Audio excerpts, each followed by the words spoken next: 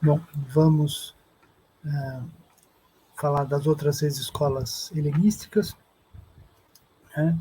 Como eu falei na última aula, tem o estoicismo, o epicurismo, que está contido na outra aula. Faltou falar agora dos cínicos, dos céticos e dos ecléticos, né? Que são outras 3 escolas helenísticas que vão ter uma vida bastante extensa, né, na antiguidade, né? Os cínicos, né, é uma escola filosófica que não tem propriamente uma grande produção de textos filosóficos, né? Os cínicos eram mais críticos sociais, críticos dos costumes, né? E a boa parte da obra deles eram peças de teatro, né? Textos literários, fazendo críticas e sarcasmos da vida social. Havia, na visão dos cínicos, a vida em sociedade era uma vida decadente, né? E que era preciso fazer uma crítica para perceber como os homens estavam se perdendo nos luxos, que eram lixos, né? Essa é a ideia dele, né? Então, o sábio cínico vence esses prazeres artificiais e as dores, né, dessa existência voltada para ter fama, fortuna, sucesso, tá? E sobre eles afirma sua força de ânimo, né? O fim do homem também é a felicidade, que está na vida segundo a virtude e a natureza, né? Deve procurar se afastar das necessidades escravizantes, né? Que vem de você querer ter a fortuna, bens, poder, dinheiro, fama, sucesso, tudo isso daí são necessidades escravizantes. Você deve se libertar disso, né? Libertar-se de todo vínculo ou relação social e bastar-se absolutamente a si próprio. Até a vida familiar para os cínicos, tá, é uma espécie de escravização. Eles têm a ideia de vida em comunidade, né? E não uma vida familiar, né? Ter esposa, né? Tanto os homens quanto as mulheres devem viver em comunidade, né? Sem um depender do outro, mas todos se ajudarem mutuamente, né? A vida conforme a simplicidade, uma vida de cão, né? A palavra cínico está relacionada com a ideia de uma vida canida, né? Uma vida de simplicidade. O cão está feliz com qualquer coisa, gosta de brincar, se satisfaz com os restos, né? E é essa a imagem que eles têm, né? Você tem uma vida de simplicidade, de diversão, né? E a ideia é viver dos restos da sociedade, né? Porque a sociedade produz em excesso, né? E o luxo, né, acaba criando muito lixo, né? E é por isso que você tem que buscar essa simplicidade. Se você buscar uma vida simples, você vai ver que tem coisa sobrando na sociedade, né? Que boa parte das coisas são os excessos. E os excessos é que são escravizantes, né? Eles faziam prédicas morais contra as opiniões e os costumes, né? Ironia, sarcasmos, né? Enriquecendo-os com artifícios retóricos destinados a aumentar a sua eficácia retórica, né? De ironia, de crítica, né? Então eles faziam sátiras, né? Com cenas burlescas, com sarcasmo, né?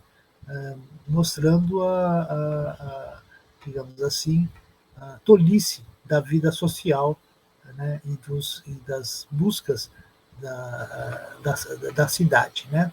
O perfil do sábio cínico é daquele que faz da profissão o filosofar, né? E ele se considera normalmente um pedagogo, né? Um arauto da verdade, né? Que sobe ao palco para interpelar os homens e reprovar sua maneira de viver. Então, o cínico aparece, faz a crítica social, tenta educar as pessoas para uma vida mais simples, mais módica, mais com menos luxos, tá? E com mais ócio, né? A ideia é que a gente deve se dedicar mais ao nosso autoaperfeiçoamento e não para o nosso enriquecimento, né? Então, normalmente, eles são contra as roupas finas, né? Abrigos, o lar, né? Também não querem escravos, não querem ser filhos da pátria, tá? E nem ter muitos recursos, né? Eles querem o mínimo necessário para sobreviver, um pouco de comida, tá? Um casaco no frio, tá? E se esconder da chuva, né? Mas não precisa ser numa mansão, não precisa ser numa casa, tá? Eh, não precisa de luxos, não precisa de jardins, né? E a ideia também deles é que de não ter nem mulher nem filhos, tá? Viver uma vida de comunidade, as crianças vão ser criadas pela comunidade, não por uma pessoa, né? E ter como abrigo só a terra e o céu, né? E um único e velho casaco, né? Essa imagem, né? Ele tem, o sábio cínico tem por missão ocupar-se dos humanos, fazer uma pedagogia para que eles abram mão, que sejam despojados, que se despojem dos seus bens, tá? Né? E se dediquem ao seu autoconhecimento, né? O mais famoso dos cínicos foi o Diógenes, né? Que foi considerado o Sócrates louco, né? Que teve sua vida, viveu sua vida como um mendicante, né? Tinha apenas uma capa de tecido rústico, né? Andava nu, praticamente nu, tá? Tinha uma sacola onde trazia todos os seus pertences, que eram alimentos, e um bordão, né? Para se apoiar nas suas caminhadas, né?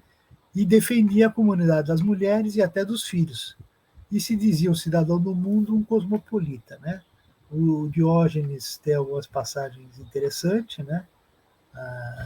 Duas em particular são muito instigantes para nós, né? Certa vez, Alexandre o Grande foi até Atenas, soube da fama do Diógenes, foi até o Diógenes morava num barril, o seu barril era virado para o nascer do sol, né? A boca do barril estava virada para o nascer do sol, o Diógenes,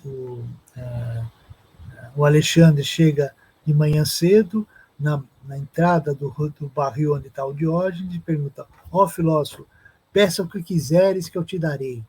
E o Diógenes responde: não me tires o que não me podes dar, né? O que ele estava falando? Para o Alexandre sair da frente do sol, porque a única coisa que ele precisava era a luz do sol, e o Alexandre estava tampando a luz do sol que entrava no barril, né?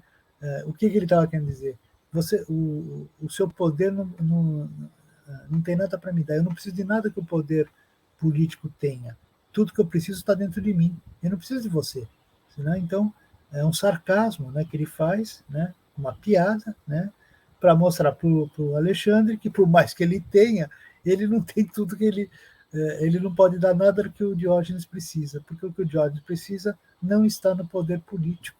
Tá? Ele não precisa do poder político, ele só precisa de si próprio. Tá? Né? E a outra cena interessante do Diógenes é que ele frequentava a academia de Platão, e numa discussão na academia de Platão, eles chegaram à definição de que o homem é um bípede desplume, né? Bípede, duas pernas, desplume sem pena, né? Então, essa seria a definição, a melhor definição para o homem, segundo a academia. O Diógenes aparece, despena uma galinha e joga no meio da aula da academia e fala assim: eis o seu homem, né? O que ele estava querendo mostrar? Que a definição que a academia chegou sobre o homem é tola, né? Que ela pega as coisas superficiais, mas não as coisas essenciais. O que nos distingue dos outros animais não é o fato de nós andarmos em duas pernas e não termos pena, mas o fato de nós sermos racionais, né? É isso que nos distingue dos animais. Não é por... Então, bípede dispune não é um atributo essencial da nossa espécie, né? É algo que é secundário. O fato, né, da gente não ter penas e a gente andar em duas pernas, né? Isso é uma coisa secundária, não é isso que nos distingue dos outros animais. Tá? Né? O que nos distingue dos outros animais é a racionalidade, né? É a possibilidade de você criar seu próprio destino, de você não seguir só as leis naturais. Né? Isso é que nos distingue dos outros animais. Então, o que o Diógenes quis fazer com o seu coisa, em vez dele falar, não, vocês são idiotas, ele mostrou a idiotice da definição, né? O limite dessa definição, como essa definição foi tola. Né? Por quê? Porque não pegou o atributo essencial da nossa espécie. Né? E é isso que ele estava querendo mostrar. Então, e esse é o procedimento do cínico. O cínico não fala que você está errado, ele mostra o seu erro. Né? Ele faz com que a pessoa reflita sobre a sua ação. Né? Esse que é o objetivo dele. Né? Por isso que ele é o Sócrates louco, né? Porque ele levou os princípios socráticos, né? De você mostrar a ignorância através de perguntas e, né? Da maiêutica, vamos dizer assim, né? Usando isso em todas as circunstâncias. Né? Então, o Diógenes foi famoso por viver de uma forma muito pobre, praticamente nu, só punha roupa no inverno, vivia dentro de um barril, né? Ele era vegetariano, plantava alfaces, né, na beira dos rios, né? E vivia disso. Né? Era uma vida simples, modesta, sem bens, né? Despojada. Essa é a ideia cínica por excelência. Né? Você tem que se despojar dessas coisas da sociedade, porque a fortuna, os bens nos aprisionam. Né? Quanto mais eu tenho, mais preso eu estou. Tá? Né? Então, ter um carro caro nos deixa mais preso do que não ter carro nenhum, porque aí eu tenho que me preocupar onde eu vou parar o carro, se o carro vai ser roubado, tenho que fazer seguro do carro, né? E cada coisa que eu adquiro, eu tenho que tomar cuidado, limpar, guardar, né? E isso vai cada vez mais me aprisionando, né? E eu fico refém das coisas, né? Em vez das coisas terem só uma serventia para mim. Né? E esse é o ideal do cínico, né? Uma vida módica, simples, sem luxo. Né? O luxo cria o lixo. Essa é uma ideia bem cínica. Né? E a gente tem que se esforçar, a ideia do cínico, né? Para nos libertar desses aprisionamentos, né? Que vem do poder, da fama, do sucesso, tudo isso aprisiona as pessoas, né? E a gente deve nos libertar dessas coisas. A terceira, melhor, a quarta escola helenística é o ceticismo, né? O ceticismo é uma escola muito interessante, né? É uma crítica e negação de toda a doutrina, tá? Numa indagação que põe em evidência a inconsistência de qualquer posição teórica e prática, né? Considerando a todas igualmente falazes. Tá? E assim buscar se abster de aceitar alguma. A ideia dos cínicos, dos céticos, né, é que toda doutrina tem falhas. Né? Toda filosofia que eles tiveram acesso, né, não responde todas as questões e criam doutrinas, né, que são aceitas por convicção e não por certeza, né, de que elas estão corretas, né? E para eles isso é um erro, né? O prazer para eles vem da dúvida e não da certeza, né? E as certezas, de uma certa maneira, nos afasta da busca da verdade, né? Então, a ideia deles é que a felicidade vem da refutação das teorias e não de sua aceitação. Tá? E nutre-se da polêmica, da destruição das outras ideias. Né? E desempenharam um papel importante, não tanto pelo que eles construíram, né? Porque eles tinham como meta, normalmente, destruir as outras verdades, né? Mas por afastar as escolas filosóficas da estagnação dogmática, né? Estimulando a indagação dos fundamentos dos seus postulados. Então, a virtude dos céticos é que eles questionam, indagam, interrogam, né? Faz as pessoas pensarem. Tá? Então, a importância deles é fazer com que surja dúvidas e das dúvidas a gente cria novas verdades, né? Então, eles tiveram uma ação importante no desenvolvimento do pensamento, não tanto por terem criado novas doutrinas, mas por terem colocado em xeque as doutrinas existentes, né? Então, você pode contribuir para o aperfeiçoamento do conhecimento, construindo novos conhecimentos ou mostrando os limites do conhecimento adquirido, que foi esse o papel que eles buscaram, né? Então, a ideia que eles têm é que as pessoas julgam, né, por convenção e costume, não por verdades ou natureza, né? As pessoas têm as suas convicções, acreditam, fazem tudo para defender que as suas convicções estão verdadeiras, tá?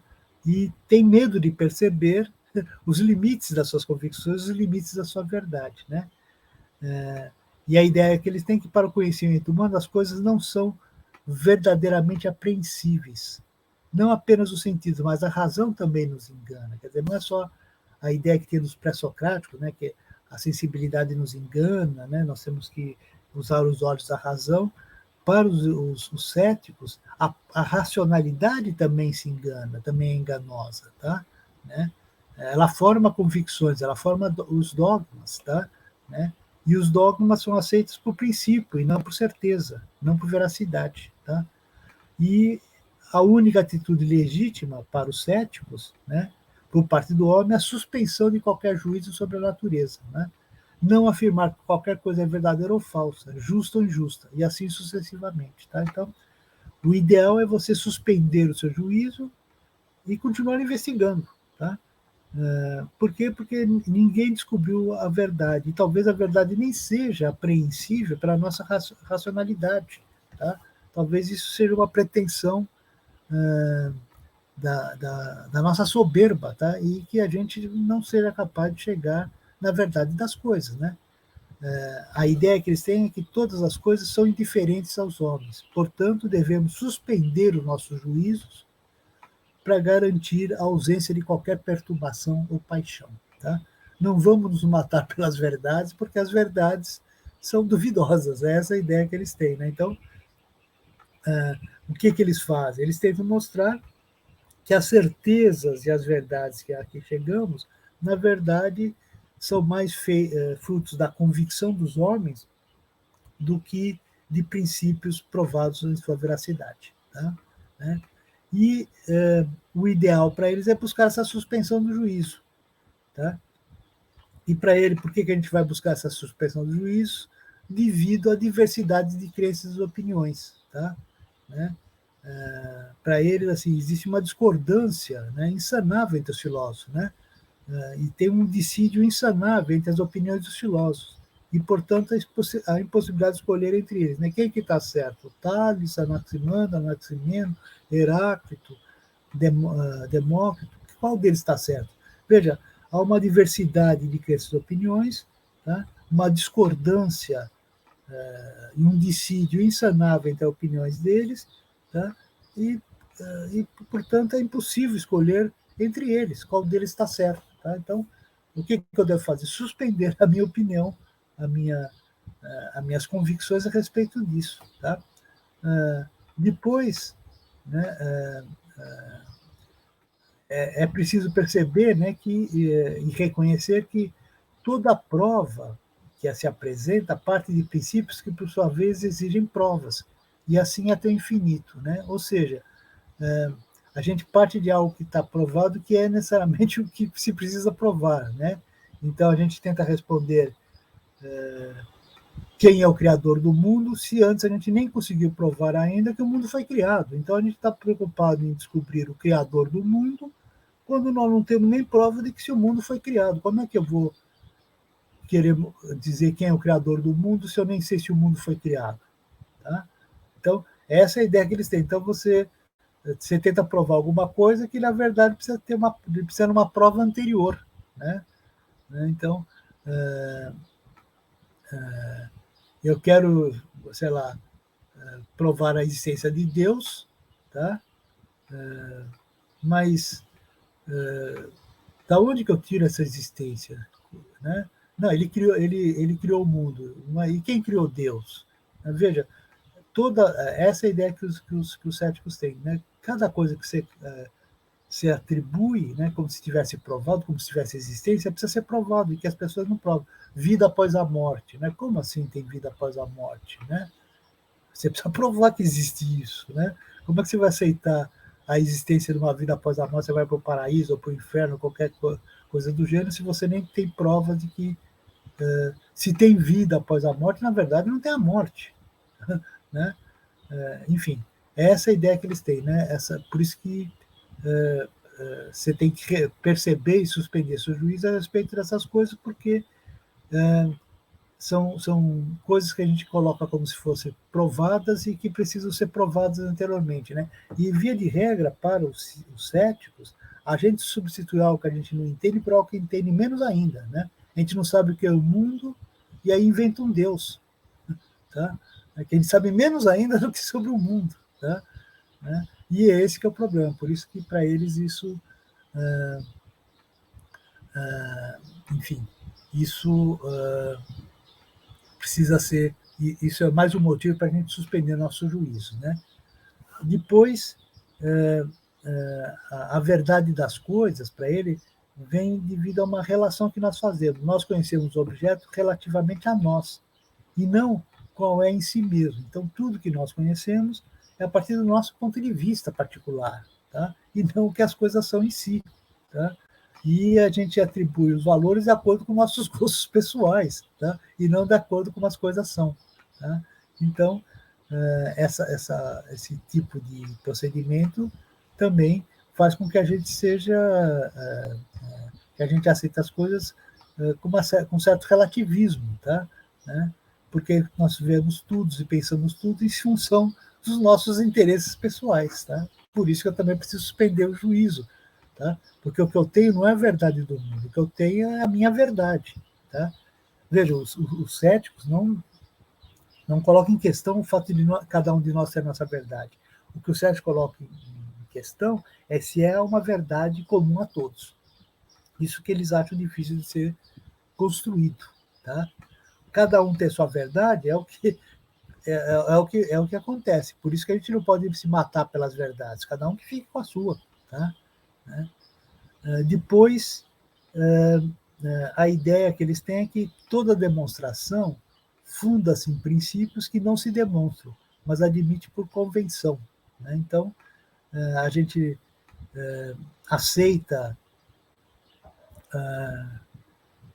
que o mundo foi criado, mas por convenção. Nós acreditamos que o mundo foi criado, né? Que haja criador, tudo isso aí não tem nenhuma prova, tá? Né? Nós não demonstramos isso, nós aceitamos isso, né? Por exemplo, o criacionismo, tá? Não é uma teoria, é uma doutrina, tá? Ela não tem nenhuma comprovação empírica. As pessoas aceitam por convicção, né? Você acredita que o mundo foi criado, mas é crença sua, tá? Você tem o direito de ter sua crença.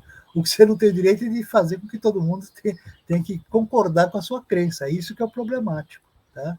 Né? Cada um tem sua crença, cada um tem sua convicção, né? Faz parte da brincadeira, vamos dizer assim. Mas você exigir que os outros sigam as suas convenções ou concordem com as suas convicções é que quer, ou se submetam, né, às suas verdades, é que é problemático, né? E depois, os céticos acham que existe um círculo vicioso no nosso procedimento cognitivo, né? A gente assume como demonstrado precisamente aquilo que se deve demonstrar, tá? O que demonstra para eles a impossibilidade da demonstração, né? Então, a gente não demonstra que existe um Deus, tá? Né? A gente pressupõe que isso está demonstrado, que tem um Criador, que foi criado, tá? E como assim foi criado? Quem criou? E quem criou o Criador? Né? E onde estava o mundo antes de ser criado? Veja, todas essas questões, né? A gente descarta, a gente parte de um princípio que está demonstrado alguma coisa, quando na verdade é impossível fazer essa demonstração. Por isso que você vai suspender os seus juízos, né? Esse é o ideal cético, né? Suspenda seu juízo sobre as verdades do mundo. Não é que você não vai ter suas verdades, todos nós temos nossas verdades. O que você vai se abster é de se matar ou matar, né, pelas verdades do mundo, porque cada um tem a sua própria verdade. Tá, né? Então, a vida prática dos céticos deve seguir os fenômenos naturais, né? As indicações que a natureza lhe dá através dos sentidos, as necessidades do corpo, a tradição das leis e dos costumes. Né? Por que eu vou aceitar essas coisas? Porque, bom, isso vem da tradição, dos costumes, tá? Eu aceito isso não porque é a verdade do mundo, mas porque é a verdade da nossa cultura, da nossa cidade, do nosso país, tá? Eu, dentro do possível, sigo o ordenamento natural, tá? Né? E o ideal epistemológico dos céticos é a investigação pela investigação, sem ponto de partida e sem ponto de chegada. Né? Você deve investigar pelo prazer de investigação, só. Tá? Você vai chegar numa verdade cabal do mundo? Não. Tá? A ideia que os céticos têm é que a racionalidade também é enganadora, não é só a sensibilidade que engana, a razão também engana, ela ludibria, ela forja verdades, né? E por isso é impossível da gente ter uma verdade absoluta, tá? Tudo que nós podemos ter são verdades pessoais, né? Cada um de nós com as suas convicções, tá? E o problema não é cada um ter sua convicção, o problema é nós queremos que uma das convicções prevaleça sobre as outras convicções. E aí é que está o problema. Né? Por isso que o ideal cético é a suspensão do juízo. Né? E a última escola é uma contraposição ao ceticismo, né? Assim como surgiu uma ideia de que não existe nenhuma verdade, todas as filosofias têm seus equívocos, todas as filosofias têm seus erros, e por isso nós devemos suspender o juízo. Surge o ecletismo, né?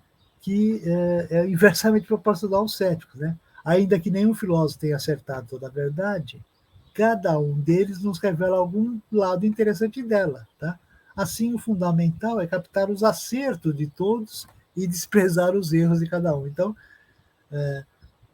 nenhum dos filósofos está certo, mas cada um deles acertou em alguma coisa. Vamos tentar pegar os pequenos acertos de cada um deles e construir a nossa própria verdade. Né? Então, escolher nas doutrinas das várias escolas os elementos que se prestem para serem reconciliados e fundidos num corpo único.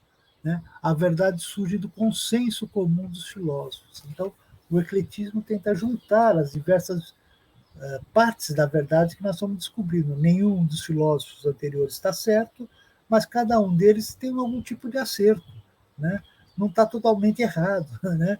Não está tudo, não é tudo desprezível. Né? Então, qual é o nosso ideal? O nosso ideal deve ser capturar de cada um dos filósofos a parte interessante, original, né, que eles criaram sobre o mundo e tentar fazer um sincretismo entre os diversos pensamentos filosóficos para chegar numa nova verdade. Tá?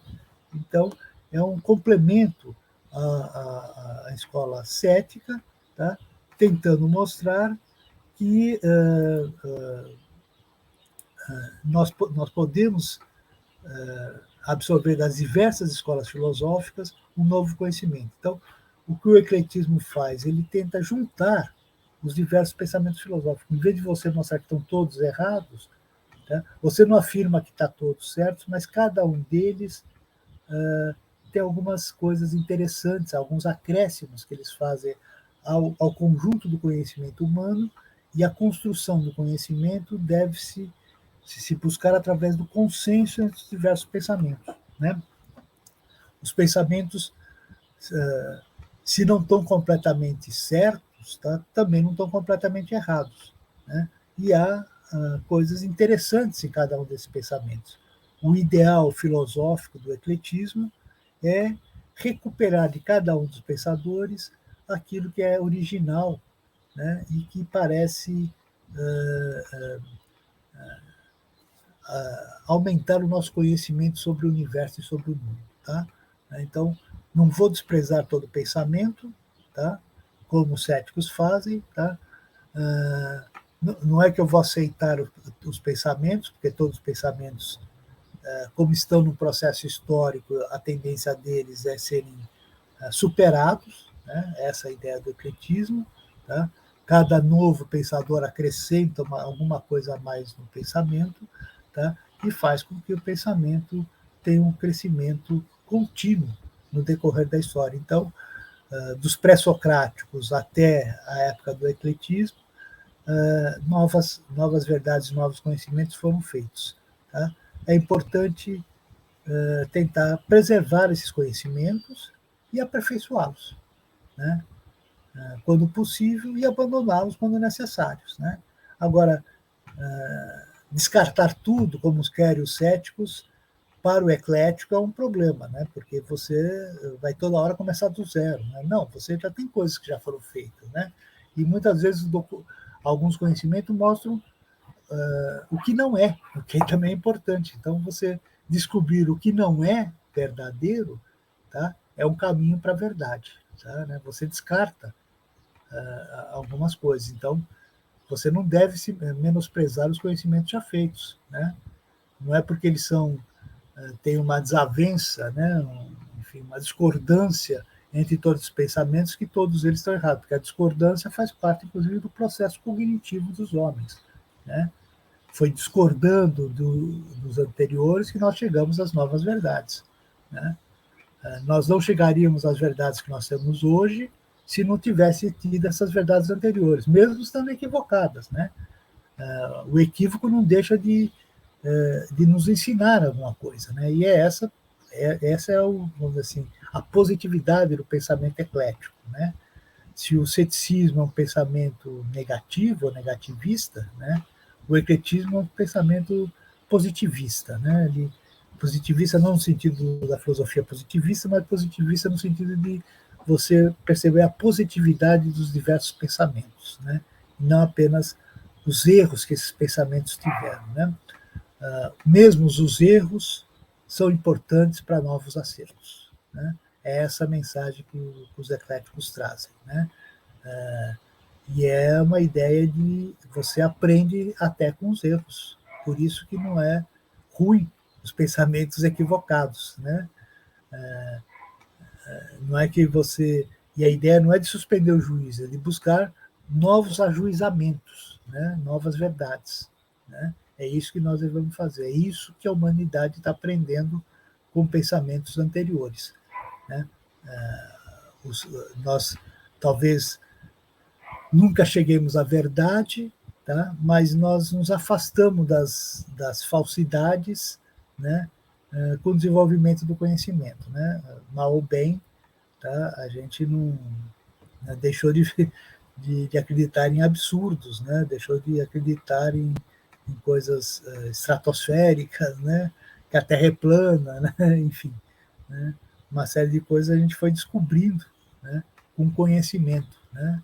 E novas descobertas, né, a partir de novas tentativas. Né? Às vezes, na busca de alguma, enfim, na busca da certificação de alguma verdade, nós descobrimos o equívoco dela e produzimos novas teorias. Né? Nós vamos ver isso com mais profundidade quando nós chegarmos no pensamento moderno, né? Onde isso se torna uma questão metodológica, né? Você vai criar as academias de ciência, onde você publica suas ideias vão ser pensadas por outros pensadores, vão ser criticadas por outros pensadores e criadas novas verdades. Né? Assim que foi que a ciência moderna se efetivou e assim que é o procedimento científico até hoje. Né? Cada pensador elabora as suas reflexões, né? Produz um documento, um paper, né? Publica esse documento, a comunidade, os pares, veem o que está escrito, tá? E percebe os acertos e os erros, né? E assim que o conhecimento vai progredir. De certa maneira, a ciência moderna tem muito do ecletismo, né? Por isso que é uma corrente que eu gosto de trazer também, né? E vamos dizer assim, é uma contraposição ao ceticismo, né? Uma vendo a negatividade do conhecimento produzido, outra vendo a positividade do que foi produzido, né? Então, são duas correntes muito interessantes. Bom, então, com isso nós encerramos essa parte das escolas helenísticas, né? Obrigado e até o nosso próximo encontro.